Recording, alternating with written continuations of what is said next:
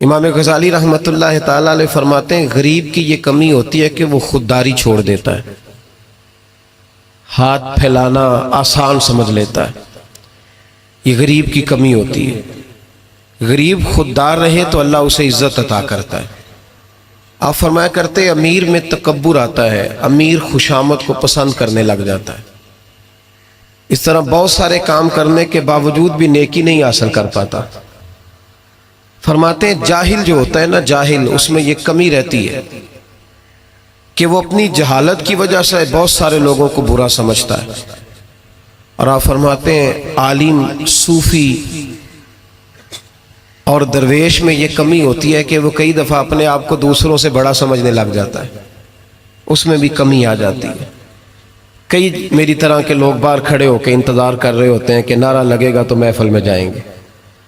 میں نے بعد میں لوگ مطالبہ کرتے ہیں کہ میں نے تلاوت کیا تو بتاؤ کیسی کی ہے۔ ان کا دل کرتا ہے کہ کوئی کہے آج بڑی اچھی نعت پڑھی، کوئی کہے کہ آج تو آپ کی تقریر نے کمال کر دیا۔ امام صاحب فرماتے ہیں یہ کمزوری ہے اندر کی، باطن کی کمزوریاں ہیں، یہ نقائص ہیں ہمارے کہ ہم مطمئن نہیں ہوتے۔ اس کا نقصان یہ ہوتا ہے کہ آہستہ آہستہ جسمانی زندگی پروان چڑھ جاتی ہے، روحانی زندگی کمزور ہو جاتی ہے۔ روٹی کھانے میں لذت آنے لگتی ہے، نماز پڑھنے کا ذائقہ ختم ہو جاتا ہے، سیر مزہ دینے لگتی ہے اور تلاوت قرآن مجید بوجھ بننے لگ جاتی ہے۔ خوشامد اچھی لگتی ہے اور درود پاک پڑھنا یا تسبیح لے کے ذکر کرنا، یعنی اپنی تعریف سن لیتا ہے، اللہ رسول کی کرنا مشکل ہو جاتی ہے۔ یہ کب ہوتا ہے؟ جب اس کے اندر کچھ کمیاں رہ جاتی ہیں۔ بخار چڑھنے سے انسان کا چہرہ مورا اسی طرح رہتا ہے، لیکن چونکہ اس کا باطنی نظام خراب ہو جاتا ہے، اب مرضی کا کھانا بھی پکا ہو تو کھانے کو دل نہیں کرتا، کیونکہ اندر کا نظام گڑبڑ ہو گیا۔ اگر تو اپنی اس کمزوری کو دور کرنے میں کامیاب ہو گیا تو پھر تو کامیاب ہے، اور اگر تو اس کمزوری میں الجھ گیا تو پھر تو پہلے سے بھی زیادہ تباہ ہو۔ لَقَدْ خَلَقْنَا الْإِنسَانَ فِي أَحْسَنِ تَقْوِيمٍ ہے یہ سب سے پیارا، لیکن ثُمَّ رَدَدْنَاهُ أَسْفَلَ سَافِلِينَ کئی دفعہ گر جاتا ہے سب سے نچلے طبقے۔ ایک غلطی ہوتی ہے، ایک گناہ ہوتا ہے، اس کو لوگ ٹھیک نہیں کرتے، اپنے آپ پر محنت نہیں کرتے۔ ایک گناہ ساری باطنی بیماریوں کا پیش خیمہ بنتا ہے۔ میرے نبی پاک صلی اللہ علیہ وسلم کا کمال یہ ہے کہ حضور صلی اللہ علیہ وسلم نے نا لوگوں کے دلوں میں بات بٹھا دی تھی کہ گناہ گناہ ہوتا ہے، گناہ۔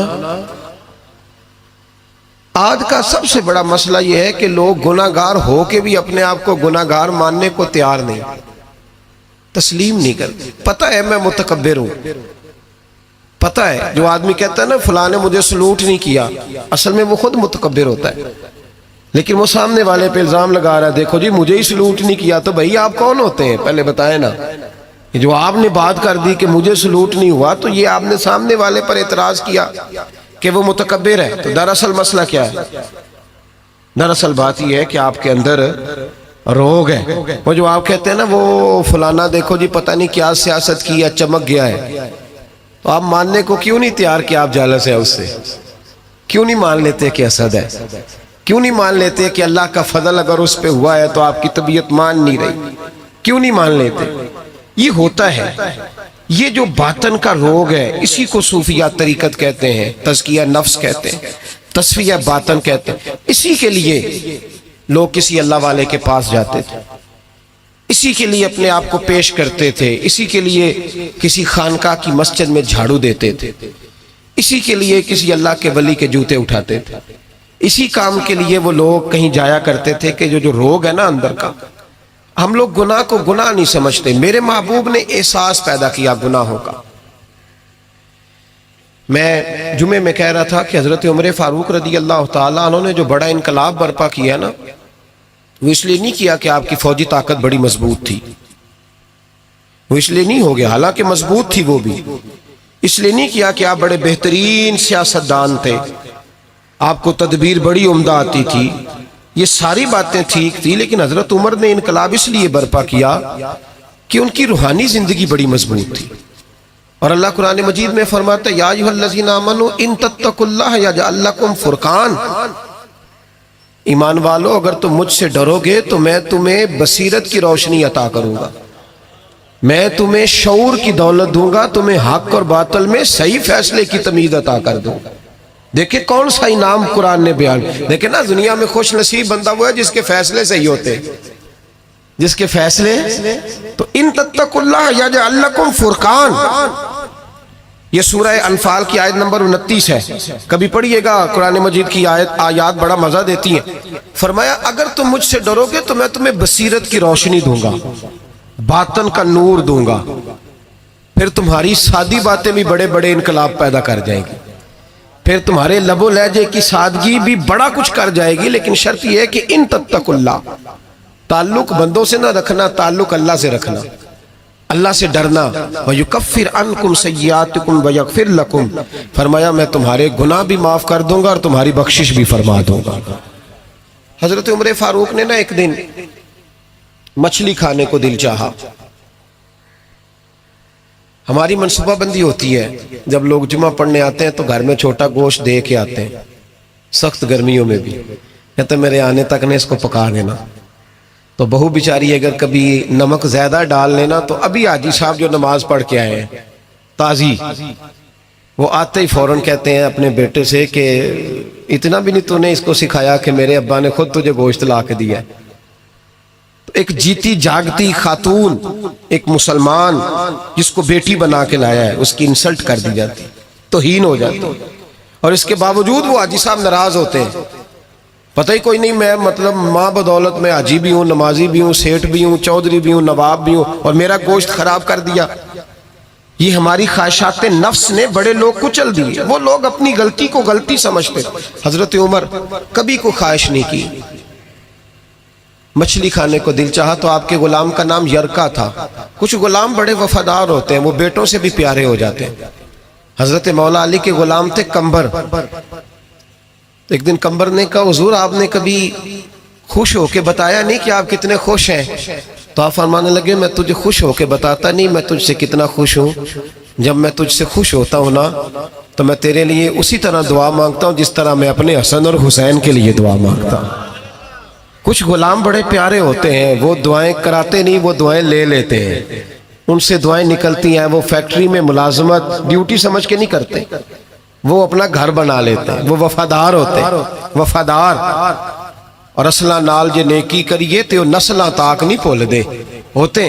تو یرکا آپ کا بڑا وفادار غلام تھا۔ ایک دن آپ نے کہا مچھلی کھانے کو دل کرتا ہے، لیکن مسئلہ یہ ہے کہ 8 میل جانا پڑے گا مچھلی لینے، 8 میل آنا پڑے گا، رہنے دو کھاتے ہی نہیں، چھوڑو اپنے لیے اب چھوٹی سی خواہش کے لیے اتنی مشقت کرنا۔ حالانکہ لوگ لاہور سے گجرانوالے روٹی کھانے چلے جاتے ہیں آج بھی، اور گجرانوالہ والے بھی کئی لاہور آ جاتے ہیں، صبح نہاری سنا اچھی ملتی ہے۔ ویسے کہا جائے کسی کو کہ گھر سے اٹھ کے مسجد میں محفل ہے تو کہتے ہیں بس گھٹنے نہیں کام کرتے، کمر میں تھوڑی تکلیف ہے، رات میں دیر سے آیا تھا۔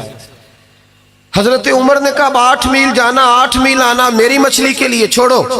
وہ غلام کہتے ہیں میں سالوں سے آپ کا خادم تھا، کبھی آپ نے کوئی خواہش کی نہیں تھی، پر آج جب کی نہ خواہش تو میں نے کہا کہ خواہش کر لی ہے اور کی بھی پہلی دفعہ ہے تو میں پوری نہ کروں۔ کہتے ہیں جناب عمر نماز پڑھنے گئے تو مجھے پتا تھا کہ کچھ مہمان آئے ہیں، عصر ان کی ہو جائے گی۔ کہتے میں نے حضرت عمر کے پیچھے نماز پڑھی، ظہر کی 2 رکعتیں سنت پڑھ کے تو میں گھوڑے پہ بیٹھا، عربی نسل کا گھوڑا بندھا ہوا تھا، دوڑا کے گھوڑا میں پہنچ گیا۔ عربی نسل کے گھوڑے کو 8 میل کیا کہتے ہیں؟ کہتے ہیں کہ ٹوکرا مچھلی کا خریدا، کئی کلو مچھلی خرید کے تو میں حضرت عمر کی عصر کی نماز ہونے سے پہلے پہلے واپس بھی آ گیا۔ کہتے ہیں گھوڑے کو میں نے ٹھنڈی چھاؤں میں باندھا تاکہ اس کو پسینہ آیا تو خشک ہو جائے، جناب عمر کہیں دیکھ نہ لے۔ کہتے ہیں وہ اس کو پسینہ خشک ہو گیا، جب میں اس کے قریب گیا تو گرد و غبار، وہ پسینہ خشک ہوا تو جو مٹی کیچڑ تھا وہ خشک ہو گیا، تو میں نے کہا حضرت عمر تو پھر دیکھ لیں گے۔ کہتے ہیں میں فٹافٹ گھوڑے کو کنویں پہ لے گیا، میں نے اسے غسل کرایا اچھی طرح، جب گھوڑے کو غسل کرایا پھر لا کے چھاؤں میں باندھا۔ ہماری خواہشیں ہوتی ہیں تو کیا حال ہوتا ہے، لیکن یہ خواہش پوری کر کے ڈر رہے، ضمیر زندہ ہے نا، اندر کے روگ ختم ہو چکے۔ فرماتے ہیں کہ جب عصر کی نماز پڑھ کے حضرت عمر آئے، میں نے بھی نماز ان کے پیچھے پڑھی. گھر آئے تو میں نے کہا حضور اللہ نے آپ کی خواہش پوری کر دی ہے، مچھلی کا بندوبست ہو گیا ہے، بس تھوڑی دیر میں پکا کے پیش کرتا ہوں. کہتے میں نے یہ لفظ کہے تو جناب عمر اٹھے اور گھوڑے کے پاس چلے گئے. گھوڑے کی پشت پہ ہاتھ پھیرا، اس کی ٹانگوں پہ ہاتھ پھیرا. پھر حضرت عمر گھوڑے کے کانوں کے پاس گئے تو اس کا ایک کان اوپر اٹھایا تو کہنے لگے یرکا ادھر آ یار. تو میں قریب آیا تو کہنے لگے تو نے سارا گھوڑا دھو ڈالا ہے پر کانوں کے پیچھے سے پسینہ خشک کرنا تجھے یاد ہی نہیں رہا. وہ کانوں کے پیچھے تو یہاں نہیں تو نے پانی ڈالا، تو بھول گیا تھا. اور پھر حضرت عمر گھٹنوں کے بل زمین پہ بیٹھ گئے. کہنے لگے او یار یرکا ادھر آ، تیری وفا میں شک کوئی نہیں پر میں کوئی زیادہ نیک آدمی نہیں ہوں، میں کوئی زیادہ پرہیزگار نہیں ہوں. میں تو دعائیں مانگتا ہوں میری نیکیاں بدیاں برابر کر کے اللہ مجھے معاف کر دے. میں نے کوئی زیادہ تقوی نہیں اختیار کیا. یار ایک بات بتا، اگر یہ گھوڑا قیامت کے دن اللہ کی بارگاہ میں کہے کہ یا اللہ عمر نے اپنی ایک خواہش پوری کرنے کے لیے مجھے 16 میل کا سفر کرایا، اے اللہ میں جانور تھا، بے زبان تھا، یہ میری غلطی تھی، 16 میل کا سفر ایک خواہش پوری کرنے کے لیے. تو یرکا تو بتا میرے جیسا وجود کا کمزور آدمی مالک کے حضور گھوڑے کے سوال کا جواب کیسے دے گا؟ وہ یرکا کہتے ہیں میں اپنے باپ کے فوت ہونے پہ اتنا نہیں رویا تھا جتنا میں آج رویا. میں تڑپ اٹھا کہ حضور یہ والی سوچ، یہ والا. یہاں تو لوگ اپنے نوکر کو 4 تھپڑ مار کے کہتے ہیں پھر کیا ہو گیا میں تیرا مالک نہیں، اس کو رسوا کر کے کہتے ہیں پھر کیا ہو گیا، کوئی بات ہے؟ یہاں بہو کو 20 گالیاں دے کر اور غریب رشتہ دار کو برا بھلا کہہ کر اپنے ملازم کو لوگ نیچا دکھا کے خوش ہوتے ہیں. کہتے ہیں دیکھا نا پتا چلا میں چودھری ہوں، میں افسر ہوں، میں فلاں ہوتا ہوں، میری چدراہٹ. غلام رونے لگا. جناب عمر کہنے لگے اب اس طرح کر، گھوڑے کو تھوڑا چارہ اضافی ڈال اور جو تو مچھلی لے کے آیا ہے نا یہ مدینے کے کسی غریب گھر میں لے جا اور ان غریبوں کو ساری مچھلی دے کے کہنا تیری بخشش کی دعا بھی کریں، عمر کی معافی کے لیے بھی دعا کریں. جب ضمیر زندہ ہوتا ہے نا پھر اتنی سی بات بھی بوجھ بنتی ہے، اور اگر ضمیر مر جائیں تو لوگ قتل کی بھی وضاحتیں دینے لگ جاتے ہیں، لوگ کروڑوں کی کرپشن کر کے اس کی بھی وضاحتیں دینے لگ جاتے ہیں، لوگ اس کے حق میں بھی. جب ضمیر مردہ ہوتے ہیں میرے محبوب نے وَيُزَكِّيكُمْ کی شان کے ساتھ کمال یہ دکھایا، ضمیر زندہ کر دی، زندہ کر دیے ضمیر. ذرا ذرا سی پڑھیے نا بخاری، قبیلہ غامدیہ کی ایک عورت نبی پاک کی بارگاہ میں آئی، کوئی اسے گرفتار کر کے نہیں لایا، کسی نے درے مار کے نہیں منوایا، خود آئی. آ کے عرض کرنے لگے یا رسول اللہ میں بھول گئی تھی، شادی شدہ ہونے کے باوجود زنا کر بیٹھی ہوں اور جب سے غلطی ہوئی ہے ساری رات نیند نہیں آتی، حضور مہربانی کی جائے. نبی پاک صلی اللہ علیہ وسلم دیکھیں یہاں مجرم مانتا ہی نہیں اور یہاں مجرم کیا کہہ رہے ہیں. حضور فرمانے لگے ہمیں کیسے پتا چلے گا کہ تو نے گناہ کیا ہے، یعنی تو ثابت کر کے تو گناہ گار ہے کہ نہیں. امام نووی شرح مسلم میں کہتے ہیں کمال ہے کہ وہ خاتون کو ثابت کرنا پڑ رہا ہے. تو وہ رو کے عرض کرنے لگے یا رسول اللہ میرے پیٹ میں ناجائز بچہ ہے، یہ دلیل ہے کہ میں گناہ گار ہوں، میرا شوہر تو ہے ہی نہیں. شارحین نے لکھا ہے کہ وہ کہیں جہاد پہ تھے یا جو بھی مانا تھا، ناجائز بچہ ہے. تو محبوب نے فرمایا گویا غلطی تیری ہے، تیرے بچے کی تو نہیں نا، جا جب بچہ پیدا ہو پھر آنا. سنو قید نہیں کیا جیل میں کہ بھاگ نہ جائے، اس لیے کہ جن کے دل قید کر لیے جائیں ان کے وجود قید کرنے کی ضرورت نہیں ہوتی. فرمایا جاؤ بچہ پیدا ہونے پر آنا. حضرت ابو ہریرہ فرماتے ہیں بچہ پیدا ہونے کے بعد 8 مہینے کے بعد آئی، گود میں چاند سا بچہ ہے. کہنے لگی محبوبہ بچہ پیدا ہو گیا ہے، میری کبھی سزا کا اعلان ہو جائے نا تو حضور میری وہ راتوں کی نیندیں بحال ہو جائیں.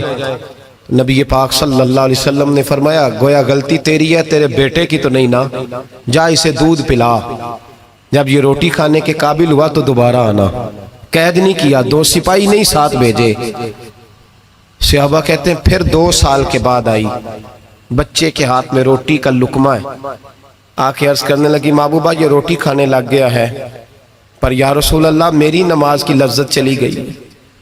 سونیا میں کعبہ تو دور رہ گیا، میں مسجد کو بھی غور سے نہیں دیکھتی کہ میں نے تو رب کو ناراض کیا ہوا. محبوبہ میں تیرے جلوے بھی غور سے نہیں دیکھتی، میں کسی صحابی کا چہرہ بھی نہیں دیکھ پاتی. مجھے معافی مل جائے، مجھے پاک کر دیا جائے، رحمت ہو جائے۔ محبوب نے بچہ ایک صحابی کو دیا، فرمایا اپنے بیٹے سے زیادہ شفقت کر کے پالنا۔ صحابی بچہ لے گئے، نبی کریم علیہ السلام نے سزا کا اعلان کیا، فرمایا لے جاؤ اسے، روڑے مارو، سنسار کر دو، پتھر مار مار کے مار دو۔ حضرت ابو ہریرہ رضی اللہ تعالیٰ عنہ فرماتے ہیں اور جناب انس بن مالک فرماتے ہیں، دونوں حدیث کے راوی ہیں، کہتے اسے روڑے مارے، عورت ختم ہو گئی، انتقال کر گئی، یہاں تک معاملہ اس کا تھا۔ اب میرے محبوب نے فیصلہ فرمایا، اب نبی پاک نے بات ارشاد فرمائی، دو صحابیات کو بلایا، فرمایا جاؤ اس کی لاش کو اٹھاؤ، غسل دو، کفن دو، اور جب دے لو پھر مجھے اطلاع کرنا۔ حضرت انس بن مالک کہتے ہیں اسے اٹھایا گیا، غسل دیا، کفن دیا، جب اطلاع دی نا تو کہتے ہیں ہمارے رونگٹے کھڑے ہو گئے، وجود کانپنے لگا۔ نبی پاک نے فرمایا صفے بناؤ، میں خود اس کا جنازہ پڑھاؤں گا، صفے بناؤ، میں جنازہ پڑھاؤں گا۔ سمجھنے کی بات، صفے بناؤ، میں جنازہ پڑھاؤں گا۔ حضرت انس بن مالک فرماتے ہیں اس کا حضور نے جنازہ پڑھایا، اور پھر جتنی دیر میں اونٹ ذبح کر کے گوشت بنا کے کھال اتار کے بانٹ دیا جاتا ہے، اتنی دیر نبی پاک اس کی قبر پہ کھڑے ہو کے دعا کرتے رہے۔ اتنا ٹائم حضور نے لگایا۔ ایک صحابی نے کہا یا رسول اللہ، اس کے لیے جس نے ناجائز بچہ جنا، اس کے لیے آپ نے اتنا اہتمام کیا؟ تو محبوب نے فرمایا چپ کر، تو نے اس کا گناہ دیکھا ہے، احساس نہیں دیکھا؟ تو نے اس کی غلطی دیکھی ہے، توبہ نہیں دیکھی؟ اور کیا جملے ہیں، کیا انداز ہے محبوب کا۔ حضور فرمانے لگے اس نے ایسی اعلیٰ توبہ کی ہے، ایسی اعلیٰ توبہ کی ہے، اگر میں اپنی ساری امت میں بانٹ دوں تو اللہ سب کی بخشش فرما دے گا۔ مسئلہ یہاں یہ بن گیا، احساس رخصت ہو گیا۔ ہمارا حال یہ ہے کہ ہم اپنے وجود پر لاشوں کا بوجھ تو لیے پھرتے ہیں، لیکن اپنی غلطیوں کو سدھارنے کو تیار نہیں ہوتے، ہم اپنی خطائیں ٹھیک کرنے کو تیار نہیں۔ اور یہ یاد رکھیں، عادتیں بدل جایا کرتی ہیں، عادتیں بدلتی ہیں، حضور عادتیں بدلنے تو آئے ہیں، اخلاقیات ٹھیک ہوتے ہیں، حضور اخلاق سنوارنے تو آئے ہیں۔ انسان بدل جاتا ہے، محبوب نے بدل دیے لوگ، حضور بدل نہیں آئے ہیں۔ شرط یہ ہے کہ ہم تھوڑا احساس پیدا کریں۔ احساس، ہمارا احساس تو کھینچ کے لے گیا ہے ہمارا سوشل میڈیا، ہمارا احساس تو کھینچ کے لے گیا ہے ہمارے رویے۔ باپ اور بیٹا اکٹھے بیٹھے ہوتے ہیں، باپ کہہ رہا ہوتا ہے بیٹے بڑی پریشانی ہے، تیری بہن کا نکاح کرنا ہے، تو بیٹا کہہ رہا ہوتا ہے ابا جی ذرا ایک منٹ ٹھہریں، یہ پوسٹ بڑی اعلیٰ آئی ہے، یہ ذرا دیکھ لیں پہلے کیا نکلا ہے۔ دل کے لیے موت یہ مشینوں کی حکومت۔ اقبال بڑا عرصہ پہلے کہہ گئے، کہنے لگے دل کے لیے موت ہے مشینوں کی حکومت، احساس مروت کو کچل دیتے ہیں آلات۔ چیزوں کا جتنا اچھا استعمال ہے اتنا کرو، اس سے زیادہ نہ کرو۔ اب تو گند گھروں تک آ گیا، اب تو مجرے، بے حیائیاں، فحاشیاں جیبوں کے اندر چلی گئی ہیں۔ میں رات بڑی دور تھا تو میں کہہ رہا تھا، وہاں فکر حسین کانفرنس تھی، تو میں کہہ رہا تھا امام حسین کا دن منانے والوں، یزید تو جمعے میں خطبہ دیا کرتا تھا، ہمارے حکمران تو سورت اخلاص اور سورت کوثر نہیں پڑھ سکتے، وہ تو جمعے کی جماعت کراتا تھا۔ کیوں نکلا امام حسین اس کے خلاف؟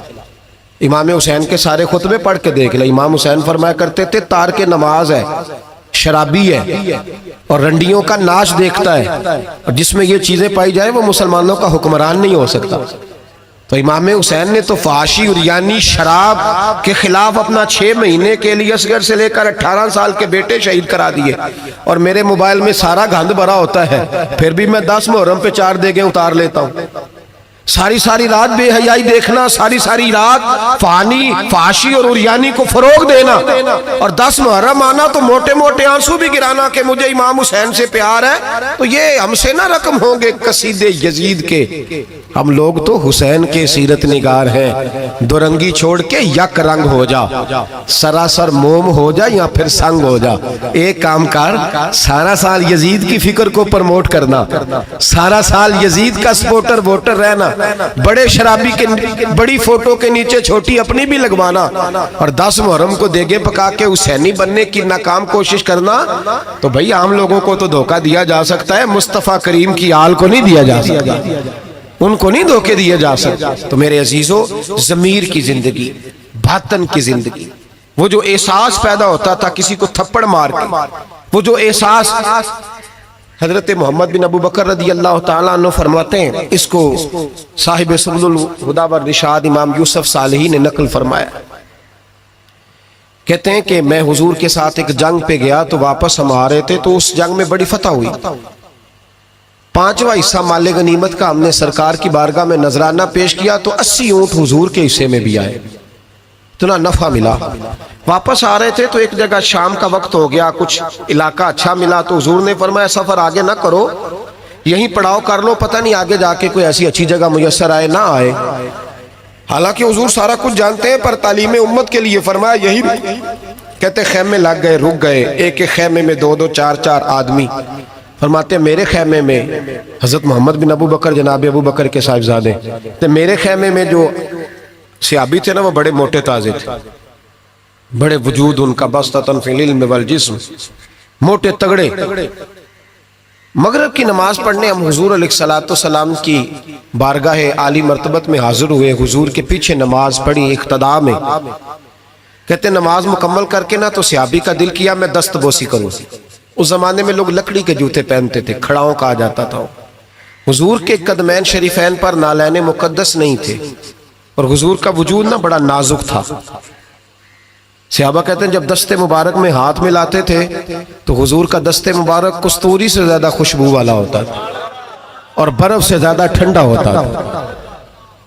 تو فرماتے ہیں حضور کی بارگاہ میں نا نماز کے بعد جب صحابہ بکھرے تو وہ بھی آگے بڑھے سلام، یہ کچھ لوگ آتے ہیں سلام لینے، مجھے بڑی تکلیف ہوتی ہے جب دھکے لگتے ہیں نا تو میں کہتا ہوں یار نہ آیا کرو، ہم کون سا کوئی اتنے اعزاز والے لوگ، پھر دھکے لگ، اور کچھ اتنی محبت سے سلام لیتے ہیں، اتنی محبت سے سلام لیتے ہیں کہ کئی دفعہ جوڑ ہل جاتے ہیں، اتنا زبردست سلام لیتے ہیں۔ وہ پیچھے کھڑے ہوتے ہیں تو ہاتھ کھینچ لیتے ہیں، اب وہ طبیعت بھی نہیں چاہتی کہ کسی کو کچھ کہا جائے، لیکن وہ بعد میں محسوس ہوتا ہے کہ یہ محبت ہوئی ہے، اور محبت میں معاملات بڑے دور نکل جاتے ہیں کئی دفعہ۔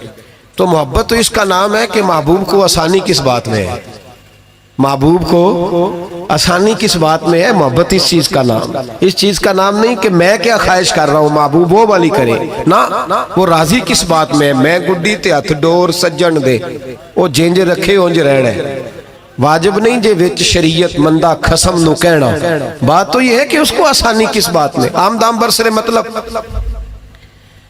وہ سلام لینے کے لیے جب آگے بڑھے نا تو جوش میں دوڑ کے آگے بڑھے، حضور کے دستے مبارک کو چوما، لکڑی کے جوتے پہنے تھے، حضور کے قدم مبارک پہ جوتا نہیں تھا، انہوں نے اپنے پیر سے حضور کا پیر دبا دیا۔ وہ جو ہے میری بات پر، یہ باٹا کے جوتے پہننے والا جب کسی کا پیر دباتا ہے نا اور بندہ بھی تگڑا ہو تو ایک دفعہ سمجھ آتی ہے کہ کسی نے پیر دبایا ہے۔ تو محبوب کے دستے مبارک میں چھڑی رہتی تھی، سنت مبارکہ ہے چھڑی رکھنا، عصا مبارک۔ جب اس صحابی نے پیر دبایا نا تو نبی پاک اب وہ چھوڑ بھی نہیں رہے، دیر ہو گئی، پیر پہ پیر رکھ کے کھڑے، تو تکلیف محسوس کی، سرکار نے تو چھڑی پیٹ میں چبھائی، فرمایا یار میرا پیر تو چھوڑ دے۔ اب وہ پیچھے ہٹے تو بڑے پریشان ہوئے کہ یہ مجھ سے کیا ہو گیا، کانپنے لگے، رونے لگے۔ حضور نے فرمایا کوئی بات نہیں جاؤ۔ صحابہ نے بھی ذرا گھور کے دیکھا، محبوب نیچے بیٹھ گئے، اپنا قدم مبارک دبایا۔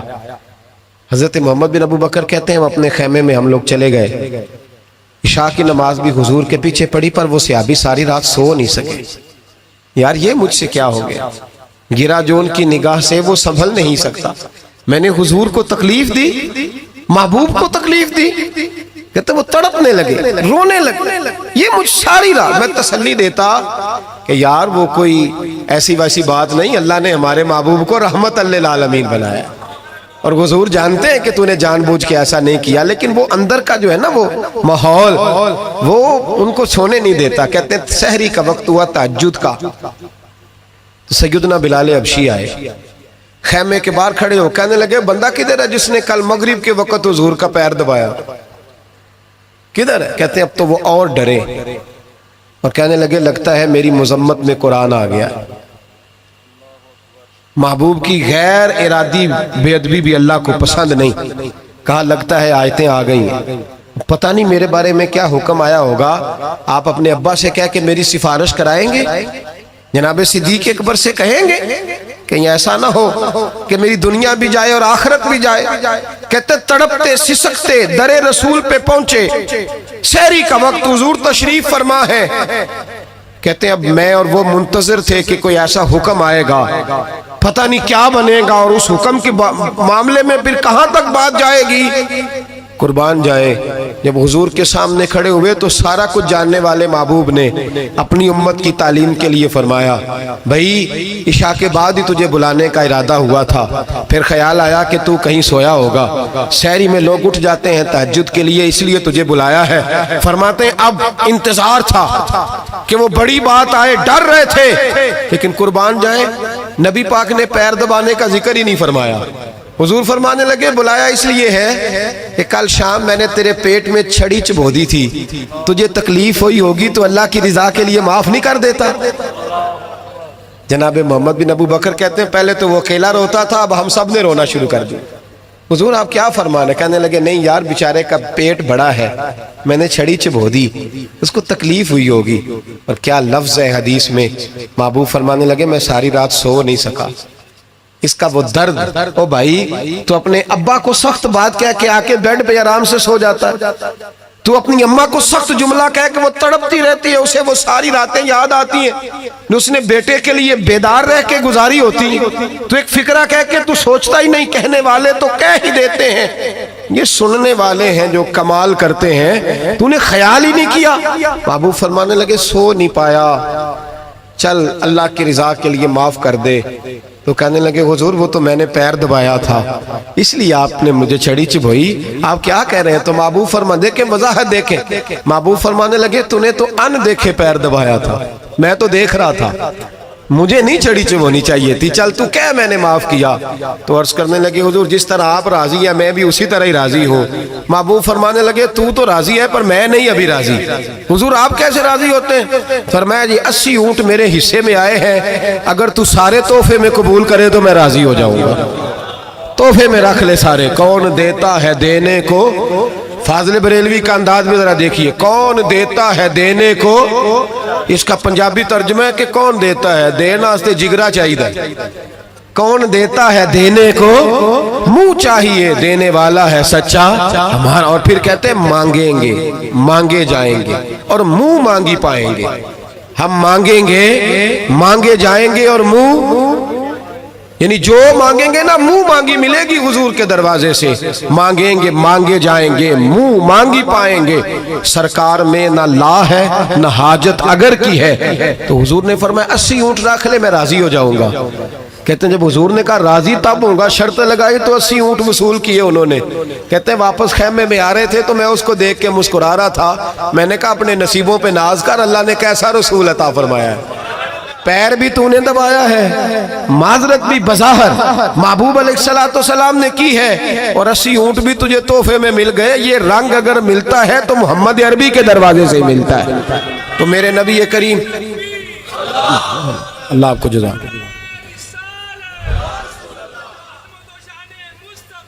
میرے بھائی جو مضمون میں نے آپ کی خدمت میں چھیڑا ہے نا، جو بات وہ یہ ہے کہ احساس، اندر جو کمی ہے نا، جو غلطی ہے اس کا احساس، یہ نہ دیکھے سامنے والا کیا کر رہا ہے، کہتے ہیں جی میں صحیح سے صحیح ہوں اور برے سے، تو یہ کمال ہے کوئی؟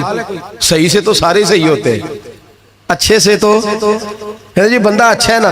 ایک بندہ مجھے کہنے لگا جی مجھ سے غلط بات نہیں برداشت ہوتی، تو میں نے کہا صحیح بات برداشت کرنے کی ضرورت بھی نہیں ہوتی، اس لیے کہ وہ بات ہی صحیح ہوتی ہے۔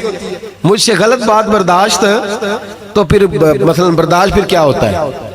صحیح بات تو برداشت کرنے کی ضرورت ہی، غلط بات ہی تو برداشت کرنی ہوتی ہے کہ برداشت کر کے سامنے والے کو سمجھایا جائے، اسے قائل کیا جائے، اسے کہا جائے کہ تو غلطی پہ ہے لیکن اس کی بات برداشت کی جائے۔ اینٹ کا جواب پتھر سے دے دینا یہ کوئی کمال ہے؟ کمال ہے اس کا نام کہ غلط بات برداشت کی جائے، صحیح بات تو ہوتی صحیح ہے، اس میں برداشت کرنے والی کیا بات ہے؟ میرے بھائی احساس پیدا کریں، کہاں کس سے کمی رہ گئی۔ حضرت سالبہ بن عبد الرحمن حضور کے صحابی ہیں، نبی پاک صلی اللہ علیہ وسلم نے فرمایا جاؤ فلاں آدمی کو بلا کے لاؤ۔ بلانے چلے گئے تو رستے میں ایک عورت بے پردہ تھی، ایک نظر اس کو دیکھا، پہلی نظر ویسے ہی معاف ہے، دوبارہ اب جو دیکھتا ہے وہ جان بوجھ کے دیکھتا ہے، دوبارہ نظر اٹھی۔ ہمارے ہاں ساری سزا عورتوں کے لیے ہے کہ پردہ کریں، حالانکہ پردہ مرد کا بھی ہے۔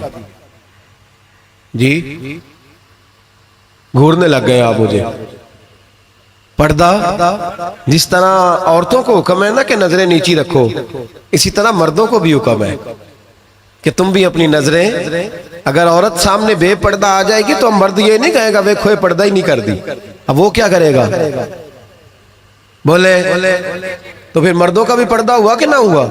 ہمارے ہاں عجیب معاملہ ہے، پردہ صرف عورتوں کا ہے، مرد کو کھلی چھٹی ہے، جو مرضی گند من دیکھتا پھرے معاذ اللہ۔ منع کیا نبی پاک اور فرمایا یہ نظر شیطان کے تیروں میں سے تیر ہے، اس سے بچو، یہ تمہاری روح پہ لگے گا، تمہیں گھائل کر دے گا، مار دے گا تمہیں۔ برد کی آنکھ کا بھی پردہ ہے، نظر جھکا کے رکھے گا۔ سالبہ بن عبد الرحمن رضی اللہ تعالیٰ عنہ گزر رہے تھے، یہ سالبہ نام کے 7 صحابی ہیں محبوب کے، بعض اوقات خیال آتا ہے کہ ایک فلاں سالبہ کی بھی ہم نے 7 صحابی ہیں، اسے ایک نام عبداللہ نام کے خدا جانے کتنے صحابی ہیں، 20 میری نظر سے گزر چکے۔ تو جناب سالبہ بیٹھے تھے، فرمایا فلاں کو بلا کے لاؤ۔ جب بلانے گئے تو رستے میں عورت پہ نظر پڑی، پہلی نظر تو معاف ہے لیکن دوبارہ دیکھ بیٹھے، دوبارہ نظر پڑی تو پریشان ہو گئے، خیال آیا میں نے تو خیانت کیا اپنے نبی پاک سے، حضور نے تو منع کیا یہ کام کرنے سے۔ اب واپس حضور کے پاس نہیں آئے، جنگل میں چلے گئے۔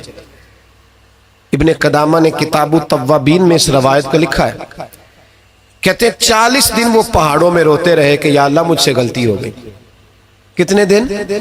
اب ہمارا شغل ہے، اس کو لوگ گناہ ہی نہیں سمجھتے، بدنگاہی تو کوئی گناہ ہی نہیں، اب تو یہ شغل ہے۔ اب تو ہمارے ہاں معاذ اللہ تعالیٰ سیانے بیانے بندے بیچ بیٹھے ہوتے ہیں جب یہ باتیں ہو رہی ہوتی ہیں، یہ شغل ہے ہمارا۔ اب تو ابا کے سامنے بچہ وال پیپر گندی تصویر کا لگایا ہوتا ہے، پر وہ کہتا ہے با عمر ہے نا جی، عمر ہے نا جی، مجھے پتہ ہی نہیں ہے کتنا گند کر رہا ہے، یہ تباہ ہو جائے گا روحانی طور پر۔ اگر یہ گند دیکھنے میں الجھ گیا تو امام شافعی کا فتویٰ ہے جس کی نظر گندی ہوتی ہے اس کا حافظہ کمزور ہوتا ہے، وہ کوئی بڑا کام نہیں کر سکتا، وہ نفسیات کا مریض ہو جاتا ہے جو گندی نظر والا آدمی ہوتا ہے۔ ہمیں پتہ ہی نہیں کہ ہمارے مسائل اصل میں ہیں کیا۔ تو 40 دن جنگل میں روتے رہے، 40 دن۔ محبوب سارا کچھ جانتے تھے پر خاموش رہے۔ حضرت جبریل امین حاضر ہوئے، عرض کی یا رسول اللہ آپ کا وہ غلام رو رہا ہے۔ رب کہتا اسے بلا لے، میں نے اس کا گناہ معاف کر دیا ہے۔ تو نبی پاک صلی اللہ علیہ وسلم نے حضرت مولا علی شیر خدا اور جناب سلمان فارسی کو بھیجا، فرمایا فلاں جگہ ہے لے آؤ۔ کہتے ہیں جب ہم گئے تو 2 پہاڑوں کے درمیان جناب سالبہ تڑپ کے رو رہے، ہمیں دیکھ کے اور روئے، کہنے لگے علی میرے بارے میں کوئی آیت تو نہیں نازل ہو گئی؟ تو کہا نہیں، چل حضور نے بلایا ہے۔ کہا اچھا حضور کہتے کیا تھے، فرماتے کیا تھے؟ کہا پتہ نہیں لیکن بلایا ہے۔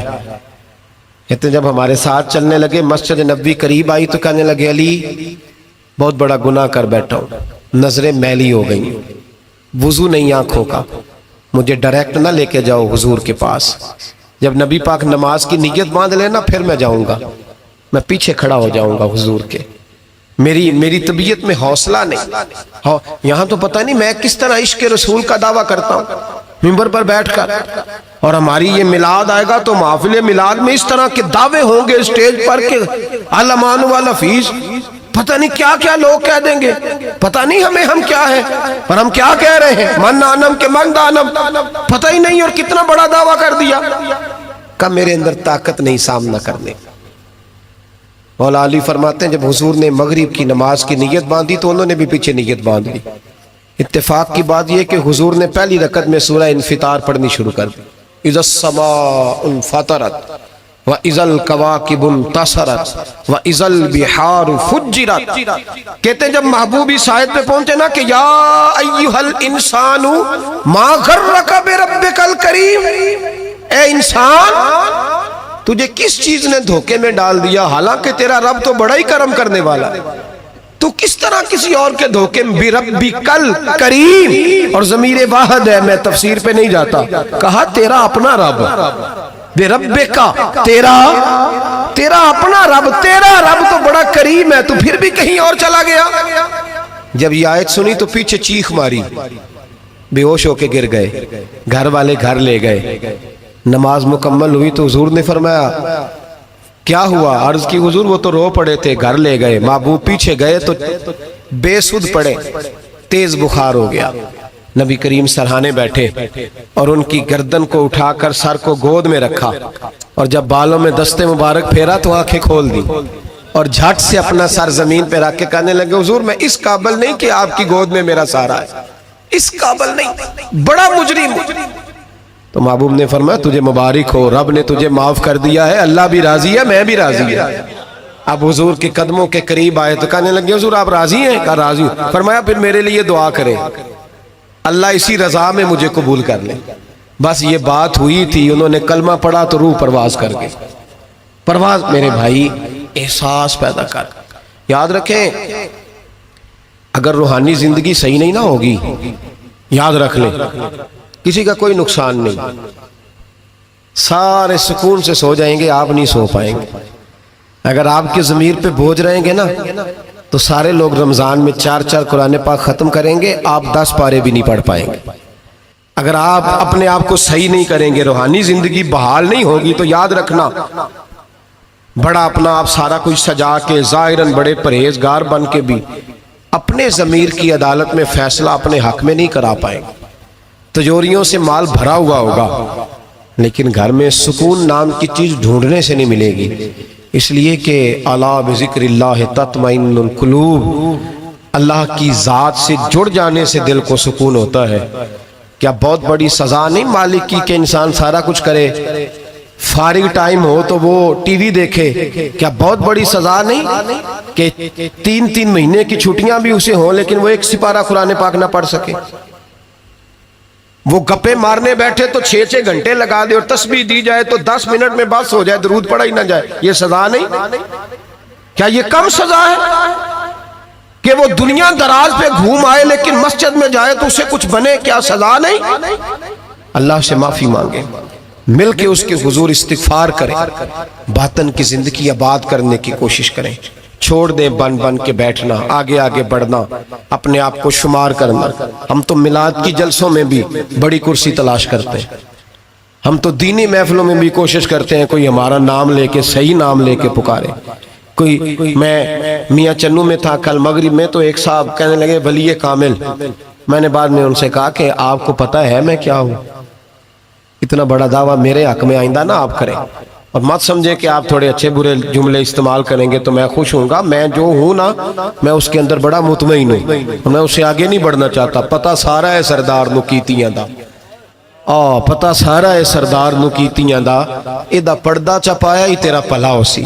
وہ بو علی سینہ سے سنیں جی سنیں، بو علی سینہ سے کسی نے کہا تھا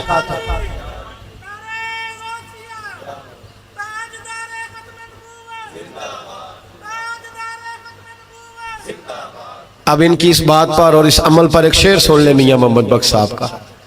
میاں صاحب کہا کرتے تھے جتن جتن ہر کوئی کھیڑے تو ہارن کھیڑ فقیرہ۔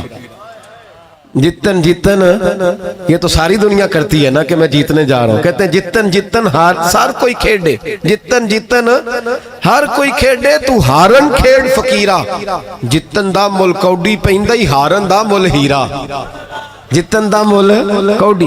بو علی سینہ سے کسی نے کہا کہ کیا محسوس کرتے ہو آج کل کچھ حالات بہتر ہے؟ تو بو علی سینہ چونکہ حضرت ابو الحسن خرقانی کے مرید تھے، ہاں سائنسدان ہونے کے ساتھ ساتھ صوفی تھے، درویش تھے، تو بو علی سینہ کہنے لگے کیا کہتے ہو، حالات کس طرح کے؟ کہنے لگے مجھے اپنے گناہوں کا پتہ ہے، اتنے بڑے گناہوں کے باوجود میری پردہ دھری نہیں ہو رہی، یہ تھوڑا انعام ہے اللہ تعالیٰ کا، اور اسی زمین پر اس کی نافرمانی کرتا ہوں، اس نے رہنے کے لیے جگہ دی ہوئی ہے، تھوڑا احسان ہے اس کا۔ میں صبح سے شام تک کتنی نافرمانیاں کرتا ہوں پھر بھی پیٹ بھر کے روٹی دیتا ہے، یہ تھوڑا احسان ہے۔ تو کہہ رہے آگے بڑھا ہے کہ نہیں؟ یہ بڑی بات ہے کہ اس نے زمین پہ رکھا۔ اعلیٰ حضرت فاضل بریلوی کے والد مولانا نقی علی خان صاحب رحمت اللہ تعالیٰ علیہ، امام المتکلمین، ان کے حالات میں لکھا ہے ایک آدمی کو آپ نے نا جگہ دی، کو 10 مرلے آپ کا پلاٹ تھا یا 5 مرلے کا، اس نے کہا حضور کچھ دنوں کے لیے چاہیے، تو آپ نے وہ جگہ ان کو دے دی، جیسے محلے دار دوست کو شادی بھی ہے تو 10-15 دن کے بعد چابی مانگی، انہوں نے دے دی، تو کچھ درخت انہوں نے کاٹ لیے، کچھ اپنی مرضی کی ترمیم کر لی۔ مولانا نقی علی خان صاحب رحمت اللہ علیہ ناراض ہو گئے، فرمانے لگے میری زمین تھی، مجھ سے پوچھ تو لیتے کوئی تبدیلی کرنی، تم پتہ نہیں میری مرضی کے خلاف تم نے میرے پلاٹ پر یہ کیوں تبدیلی کی؟ یہ اس آدمی کو کہہ کے نا تو 2 منٹ گزرے تو چیخ مار کے رو پڑے۔ کہنے لگا حضور کیا ہوا؟ فرمانے لگے سوچتا ہوں میری 10 مرلے کی زمین پر میں نے تمہیں اپنی مرضی نہیں کرنے دی، اور میں روز اللہ کی زمین پر اپنی مرضی کرتا ہوں۔ روز رب کی یہ خیال آ گیا، مانے لگے جاؤ بھائی جاؤ، مجھ سے غلطی ہو گئی، جاؤ۔ یہ سوچ جب پیدا ہوتی ہے پھر بندہ روز نکھرتا ہے، پھر روز وہ غسل کرتا ہے باطن کا، پھر روز ہر جگہ سے اسے نیا سے نیا سبق ملتا ہے۔ بڑا بندہ وہ نہیں ہوتا جو 20-30 کاریں لے کے چلتا ہے، بڑا وہ ہوتا ہے جو کسی اور کو بڑا سمجھتا ہے۔ جو اپنے آپ کو چھوٹا سمجھتا ہے، میرے نبی پاک فرماتے ہیں اللہ اسے بڑائیاں عطا فرما دیتا ہے۔ ترمذی میں حدیث ہے۔ آج کا سبق، آج کا پیغام یہ ہے کہ تزکیے کی کوشش کریں۔ وَإِنَّكَ لَعَلَىٰ خُلُقٍ عَظِيمٍ، خلق عظیم جو اللہ نے ہمارے نبی کو دیے اور حضور نے ہمیں عطا فرمائے، محبوب کے صدقے اس طرف جائیں۔ کردار میں اعلیٰ پن پیدا کر۔ الذی خلق الموت والحیات لیبلوکم ایکم احسن عملا۔ اللہ فرماتے ہیں کہ میں نے موت اور حیات اس لیے پیدا کی ہے کہ تمہارے عمل کی کوالٹی چیک کی جائے۔ انڈسٹری میں جب مال بنتا ہے نا تو اس کی کوالٹی چیک کی جاتی ہے، یہ عام ہے، یہ خام ہے، یہ وی آئی پی ہے، یہ وی آئی پی ہے۔ فرمایا الذی خلق الموت والحیات لیبلوکم ایکم احسن عملا، موت اور حیات کوالٹی دیکھنے کے لیے پیدا کی ہے کہ تم میں احسن عمل کون کرتا ہے، اچھا عمل دیکھیں کس کا ہے۔ باقی اپنے آپ کو بنانے سنوارنے سے تھوڑا تھوڑا بچیں، ایک قدم تھوڑا پیچھے ہٹیں اپنی ذات کے لیے، تو انشاءاللہ روحانیت کے لیے 11 قدم آپ کے آگے جائیں گے۔ دعا کرتا ہوں جو کچھ میں نے کہا اللہ اسے قبول فرمائے، اور جہاں ہم بھول گئے مالک ہم سے درگزر فرمائے، آمین۔ ہمیشہ مدحت خیر الانام میں گزرے، دعا ہے یہ عمر درود و سلام میں گزرے۔ آخر دعا کر اللہم صلی علی محمد معدن الجود والکرم وعلیہ وبارک وسلم۔ اللہ کریم ہماری اس حاضری کو قبول فرما، ہمارے گناہوں کو معاف فرما، ہماری غلطیوں سے درگزر فرما، جو ہم کہتے ہیں، سنتے ہیں، سمجھتے ہیں، جانتے ہیں، اس پر ہمیں عمل کی بھی توفیق عطا فرما۔ اللہ نیکی کے رستوں پہ چلنا ہمارے لیے آسان بنا دے، گناہ اور بدی سے قلبی نفرت عطا فرما، مسجد کا پیار عطا فرما، قرآن پاک کی محبت عطا فرما، درود و سلام کے ذائقے عطا فرما، اپنے محبوب علیہ السلام کے دروازے کی سچی گدائی عطا فرما، ہماری اولادوں کو بھی نیک فرما، اللہ انہیں اپنا قرب عطا فرما، اپنے محبوب کی گدائی عطا فرما۔ ہمارے حاجی عمران صاحب نے، کاشف صاحب نے، جن دوستوں نے یہ خوبصورت اہتمام کیا، انہیں دارین کی برکتیں عطا فرما، دین دنیا کی نعمتیں عطا فرما۔ اللہ ہماری زندگی تیزی سے گزر رہی ہے، ہم سے کوئی دین کی خدمت لے لے۔ اللہ ہمیں اپنے محبوب کی غلامی کے لیے، دین کی نوکری کے لیے قبول فرما، اخلاص عطا فرما، درد عطا فرما۔ ان کے والدین کے لیے دعا ہے ان کی کامل بخشش فرما، ان پہ رحمتیں فرما، آخرت کی عزتوں سعادتوں سے انہیں بہرہور فرما۔ دور دراز سے بچے بوڑھے احباب تشریف لائے ہیں، اللہ سب کا آنا قبول فرما، اللہ سب کے حال پہ کرم فرما۔ تیرے بندے ہیں مالک، ہماری بڑی بڑی پریشانیاں ہیں، مجبوریاں ہیں، گھروں کے بڑے مسائل، بیٹیوں والے بڑے پریشان ہیں، رزق کے معاملے میں بڑے لوگ پریشان ہیں۔ اللہ ہمیں دنیا داروں کی محتاجی سے بچا، اپنی بارگاہ ناز کی محتاجی عطا فرما۔ اے اللہ ہماری پردہ پوشی فرما، ہماری پردہ داری فرما۔ اللہ دین دنیا کے سارے معاملات میں ہماری رہنمائی فرما، حق ہم پہ واضح فرما۔ اے اللہ ہمیں غلط فیصلوں سے محفوظ فرما، عالم اسلام کے حق میں رحمت والے فیصلے فرما۔ عرصہ بیت گیا، برما کے مجبور مسلمان خیموں میں رہتے، اللہ ان کی غائبانہ امداد فرما۔